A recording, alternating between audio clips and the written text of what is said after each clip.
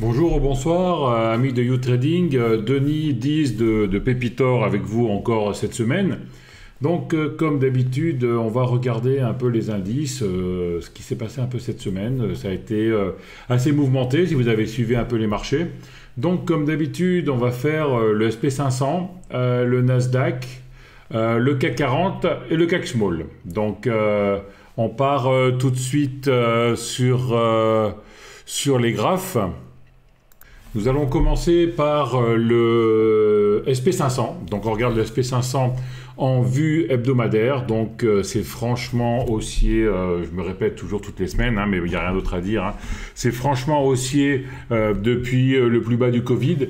Et là, on voit, on s'est fait un peu peur hein, quand même. On a eu une mèche basse, mais on a quand même bien fermé. Ça fait 2 semaines de suite qu'on a la même bougie. La seule différence, c'est que cette semaine, la bougie, elle est rouge. C'est-à-dire que les vendeurs ont pris la main une partie de la semaine.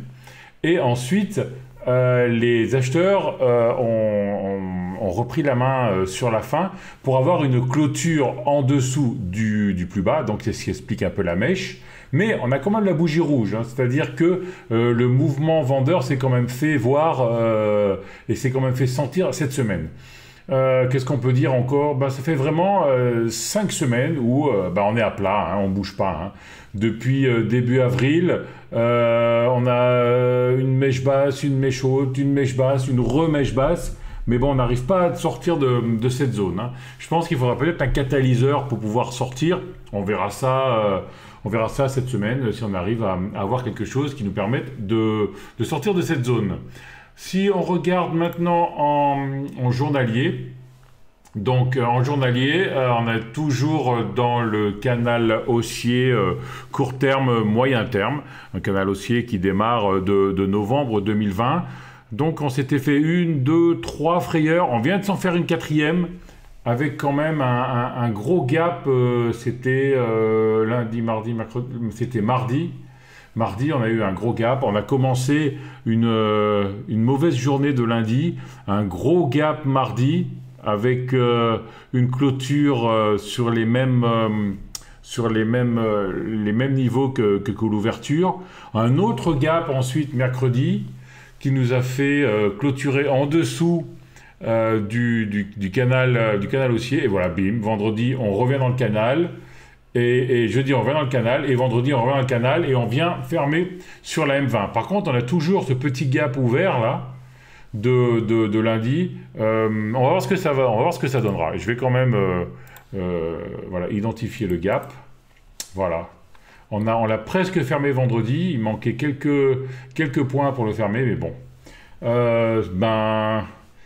On est toujours dans le canal haussier, ça ne veut pas baisser, hein, on se fait des frayeurs et à chaque fois on reprend. Et là on est vraiment sur la terre de nulle part, hein, on est à mi-chemin entre la borne haute du canal haussier et la borne basse. Donc attendre. Hein. Pour les plus courageux, il fallait tenter un achat sur le bas du canal là. On avait la M50 en soutien.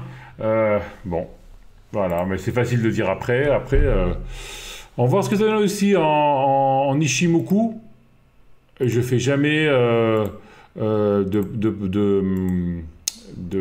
commentaires sur l'Ishimoku. On va voir s'il y a quelque chose d'intéressant cette semaine sur l'Ishimoku. Donc l'Ishimoku, on voit bien, on avait la cassure, le signal d'achat en daily en novembre 2020. On a toujours été au-dessus. On s'est fait la petite frayeur en janvier, une autre frayeur en mars. On est venu chercher la Kinjun, encore une fois, le 26 mars. Et là, c'était chaud quand même. Hein. 2 jours hors Kinjun. Et on reprend la Kinjun vendredi. Donc, en Ishimoku aussi, c'est pareil. Tout va bien. On s'est fait une grosse frayeur. On revient. Mais ça fait quand même plusieurs frayeurs de suite. Hein. Faut voir ce que ça donne par la suite. Tout ça. Hein. On va passer sur le Nasdaq maintenant. On commence comme d'habitude sur le Nasdaq en hebdomadaire. Alors le Nasdaq en hebdomadaire, on est toujours dans le canal haussier. Mais par contre là, on voit que depuis février, il n'y a plus de gaz. Voilà. On avait fait un plus haut le 16 février. Donc, ce qui fait 3 mois. Et là, on n'arrive pas à passer ces plus hauts. On a essayé une fois, 2 fois, 3 fois. On a fait un round bottom. On est venu rebuter sur ces plus hauts. Et là, pareil, on n'arrive pas à les passer. On note également la même bougie que sur le SP500 avec une mèche basse. Les vendeurs avaient la main à un moment et une clôture plus haut que le plus bas, mais encore une clôture rouge. En Ichimoku, qu'est-ce que nous dit l'Ichimoku? J'enlève les moyennes mobiles pour que ce soit un peu plus visible. Voilà. En Ichimoku, donc, on avait l'achat en novembre 2020, après la remontée de la crise Covid. Et si on est en trend following, on vend que quand les prix cassent la Kijun. Et là, on voit, on est venu chercher la Kijun presque au centime cette semaine. Donc, tout va bien, tout va bien. On est toujours confirmation avec la Kijun de cette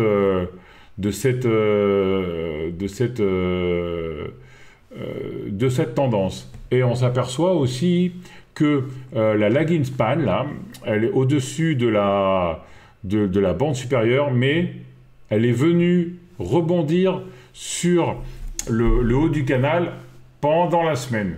Donc pendant la semaine, on a eu notre lagging span qui est venue chercher le haut du canal. Elle est allée là exactement, je vais vous le tracer. Voilà. Elle est venue jusqu'ici donc. Hein. Et là, le haut du canal l'a fait rebondir. Voilà. Le daily maintenant sur le Nasdaq. Donc on voit bien encore la zone des plus hauts du mois de février qui est bien identifiée ici. Au niveau de la volatilité, on avait une perte de volatilité ici. Donc on était en phase 4, hein, les bandes de Bollinger qui se referment. Et puis là, le 4 mai, on vient de prendre les bandes de Bollinger. Donc 1, 2, 3, 4, 5, 6, 7 bougies hors bol.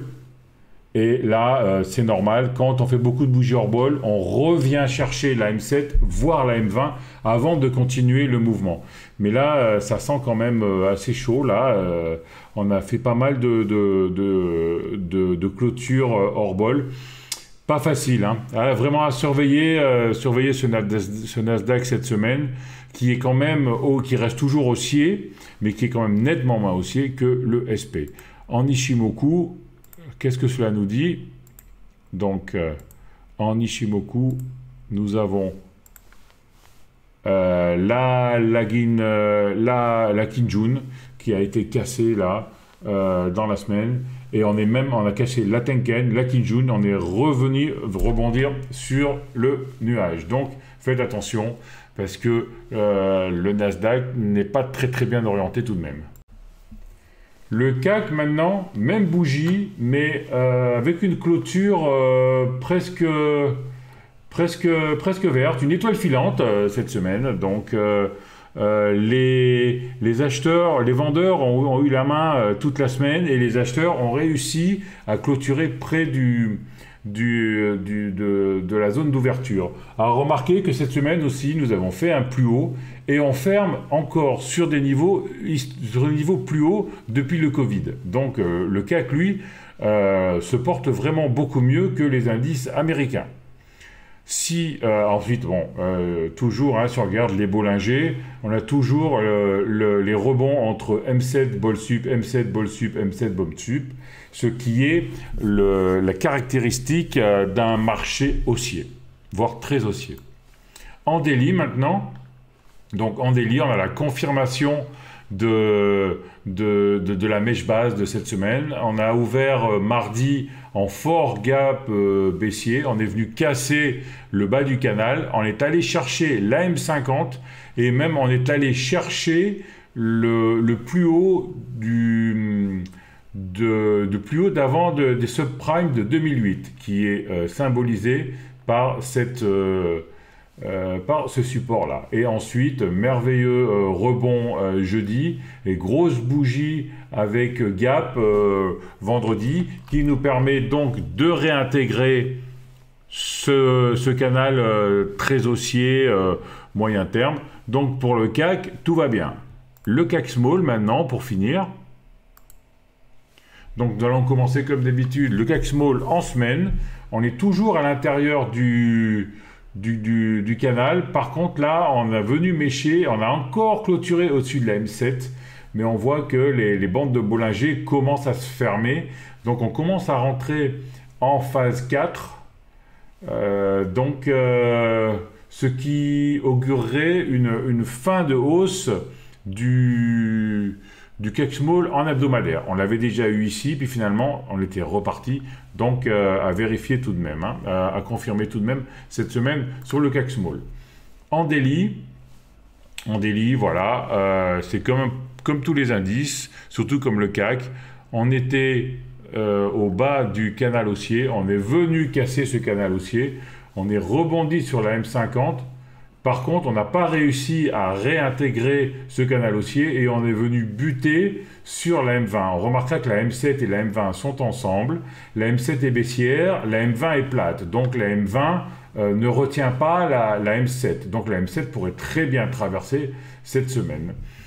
Voilà, amis du trading, c'était un peu ce que je pouvais vous proposer cette semaine au niveau des indices. Je vous proposerai pas trop d'actions cette semaine, parce que comme vous le savez, je suis plutôt spécialiste des small caps, et les small caps en ce moment, c'est un peu du n'importe quoi. Il n'y a pas de flux, il n'y a pas de volume. C'est un marché qui est complètement mené par des algorithmes. Donc j'ai décidé de me mettre un peu à l'écart de ce marché des small caps. Et je me suis mis dans les cryptos, et je vous ferai une petite émission sur les cryptos très prochainement. Merci à tous. Au revoir, amis du trading.